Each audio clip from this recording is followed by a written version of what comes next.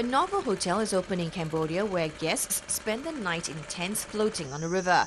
The resort near Koh Kong is close to one of Asia's largest and least explored virgin rainforests and is designed to make little impact on the environment. However, sand dredging, illegal logging and plans for hydro dams in the area threaten this eco-paradise. The Four Rivers Floating Lodge is located on the Tatai River in the southern reaches of Cambodia, Cardamom Mountains, halfway between Bangkok and Phnom Penh. This region of rainforest and coastal mangroves is barely featured on the tourist trail and is accessible only by boat. Four Rivers consists of 12 huge South African safari tents erected on a string of floating platforms anchored to the riverbed. There are no permanent structures, so if the hotel was towed away, there would be little sign that it had ever existed. However, Cambodia's economy is developing fast and the government wants to increase its domestic energy production by building dams along rivers such as the Tatai. This development, along with sand dredging, which destroys fish breeding grounds, and illegal logging, threatens the delicate environment around the resort. The resort is the idea of his Romanian owner, Valentin Paulic, and his Filipino wife, Anna, who decided to build a hotel after visiting the area in 2007. We knew Cambodia as just Angkor Wat, Phnom Penh, and Sihanoukville, that's all.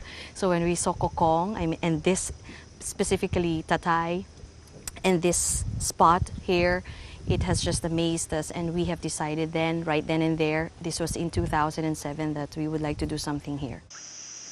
Simple yet stylish, the tents come complete with ensuite bathrooms, minibars, flat-screen TVs and DVD players.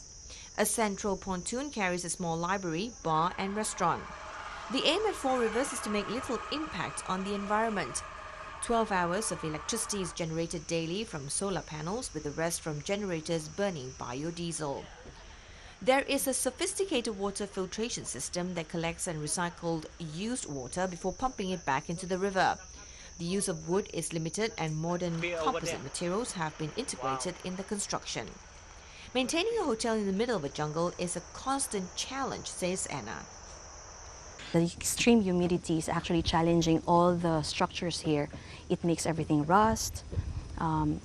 It encourages the buildup of microbes, which can eventually tear the tents. So just to maintain the condition of the tents is extremely challenging. The resort organizes daily excursions into what is one of the largest and most unexplored forests in Southeast Asia. Piles of sand from sand dredging, which has wrecked the local fishing industry, can be seen all along the riverbank.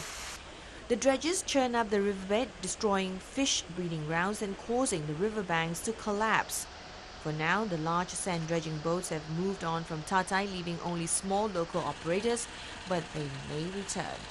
Many of the tourists staying at the resort take organized treks into the rainforest with the help of local guides. A swim at Tatai waterfall is the perfect way to cool down, with the pounding torrent giving a great back massage. Many of the animals who live in the forest come to the river to drink, including elephants, pleated gibbons, and monkeys.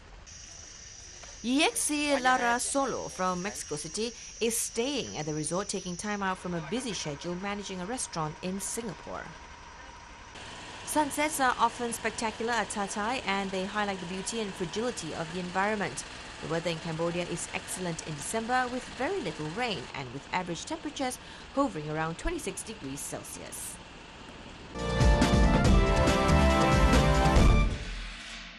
Indonesia celebrates its 68th Independence Day on August 17th, with a ceremony at the Presidential Palace in the capital of Jakarta. Indonesian President Susilo Bambang Yudhoyono attended the celebration ceremony and was accompanied by Indonesian political leaders and foreign diplomatic envoys. The Indonesian national flag was raised at the ceremony. A military parade was held with the participation of the Indonesian Honor Guard, police officers and armed forces. This year's ceremony was themed "Let's maintain our political stability and sustained economic growth to improve people's well-being."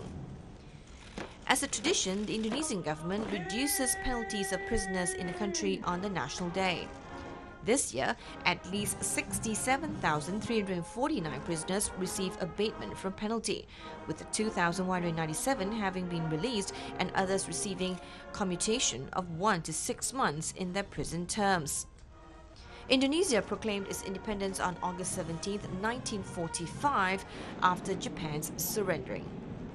Now it is working hard to promote the integration process of the Association of Southeast Asian Nations, or Asean.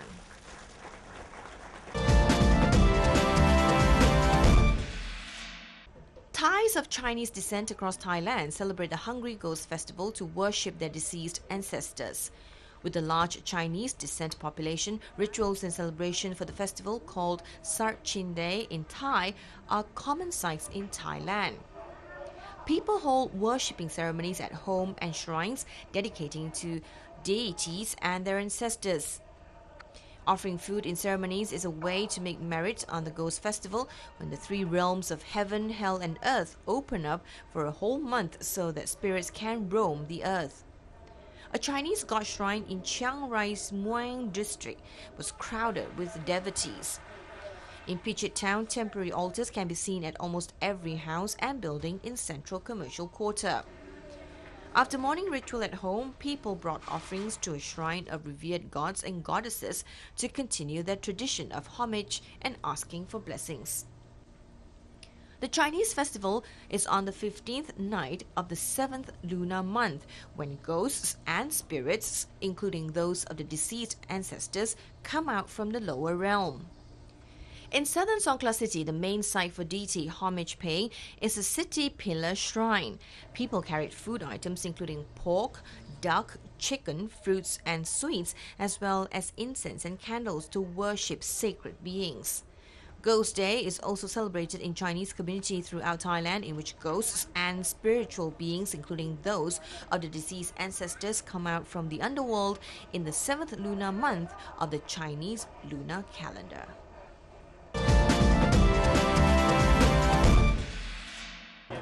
A northeastern town of Thailand's Khon Kaen province introduces 5 police horses, a rare policing operation in Thailand. The mounted police unit at Ulborat District Police Station emerged from idea of a policeman who is a horse lover and had commuted to the police station on horseback. Now the unit becomes an attractive sight for residents and visitors when it serves in urban area of Ulborat District and tracking routes at a lake. Besides allowing officers to observe a wider area with high mobility, Ulborat police say they are glad to have alternative for motor vehicles and help reduce fuel consumption and gas emission. Mounted police in Ulborat has instantly been people's favourite because they are not a common sight on the streets of Thailand, as officers on horseback are not on day-to-day function but only for ceremonial purposes.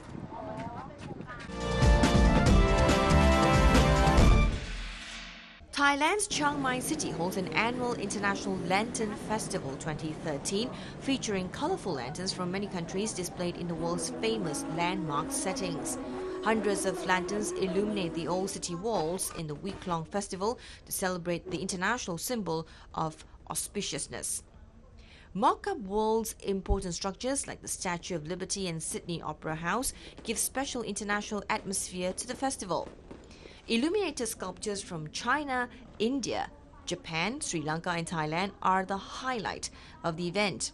Visitors can learn of the stories behind each nation's lantern in an exhibition held inside a big dome. Along the canal which runs in parallel in the city walls are lanterns in shapes of deities and astrological signs.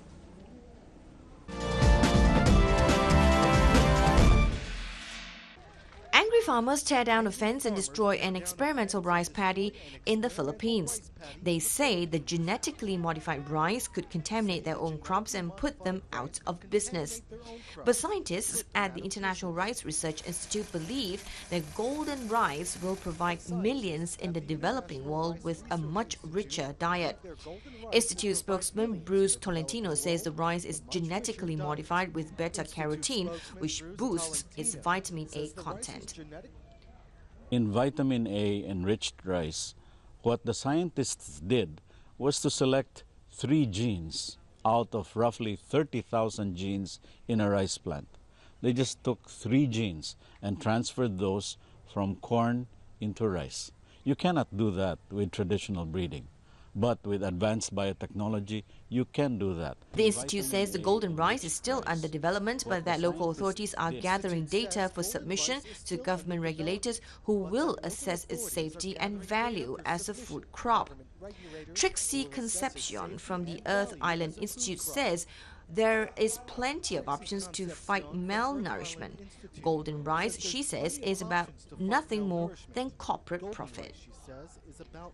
And this expensive product brought about by corporate science, which we believe will not benefit the local farmers, it will not benefit those who are interested in healthy food, it will not benefit the community as a whole. It will only benefit the corporations who are pushing for this product. And that is the reason why they're pushing this very hard on third world countries.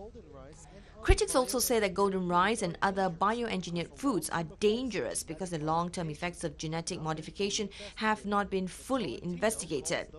But Tolentino calls those criticisms baseless. He says there is an immediate need to lower the risk of blindness and malnutrition for the estimated 1.7 million Filipino children currently suffering vitamin A deficiency. And golden rice, he says, is a safe and effective way to do it. Critics also say that golden rice